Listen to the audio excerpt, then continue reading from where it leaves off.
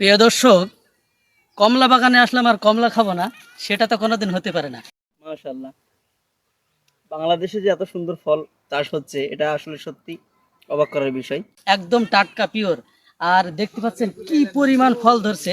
এই যে কি পরিমাণ ফল ধরছে আপনারা দেখলে বুঝতে পারবেন। আপনাদের সামনে একটা মাত্র ফল একটু খেয়ে দেখাবো। দেখেন এর ভিতরে যে কত সুস্বাদু। আপনারা বাগান থেকেও কিনতে পারবেন এবং এদের সাথে যোগাযোগ করবেন।